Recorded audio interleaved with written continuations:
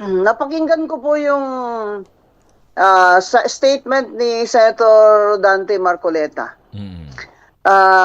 Malungkot po ang araw na ito dahil sa kanyang anunsyo na kinakasuhan din siya. Panalangin po natin si Senator Dante Marcoleta at ang bayan natin. Kung titingnan po ninyo ang kasaysayan ng Pilipinas, yung pakikipaglaban po para sa katotohanan at demokrasya at para matigil ng pag-abuso at pangungulimbat, massive na korupsyon sa bayan. Kung titingnan natin ang kasaysayan, hindi naman ho yun nangyari na isang gabi lang o isang taon lang. Masakit po yung dinanas natin sa martial law. Kayong mga magulang at may mga, o kaya ang mga lolo nyo, na dumanas sa martial law. Pero hindi po tayo tumigil, ang kakapanalangin at pakikipaglaban sa diktadura at korupsyon. Kaya po, by the hand of God, binigyan ng katapusan ang martial law ni Ferdinand Marcos. Ito namang kay Ferdinand Marcos Jr. ay hindi po naman siya nagdeklara ng martial law.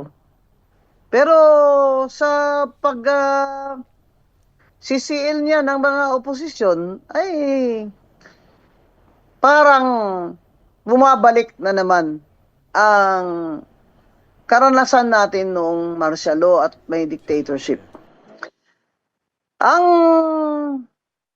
malaking larawan po na dapat nasa isip natin lagi kung bakit kailangan po na may nakikipaglaban para sa katotohanan, sa truth, at against corruption, kagaya ni Senator Marcoleta, ay dahil pag nasa kamay na at hawak na sa leeg ni BBM Marcos Gang ang lahat ng institusyon ng Pilipinas, House of Representatives, Department of Justice, impluensya niya sa ombudsman dahil siyang nag-appoint, at ngayon naman ang ating Senado.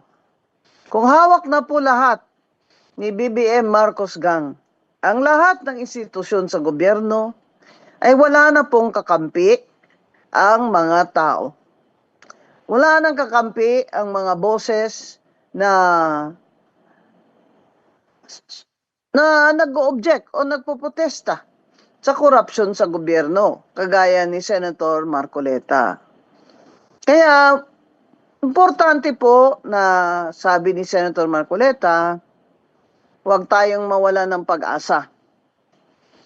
Manalangin tayo, pero mag-aksyon din tayo na ituloy natin ang ating demand for accountability ng gobyernong ito na dapat may managot sa kanilang massive na korupsyon na siyang nagpaluhod na sa mga pobreng Pilipino sa kagutuman at kawalan ng trabaho.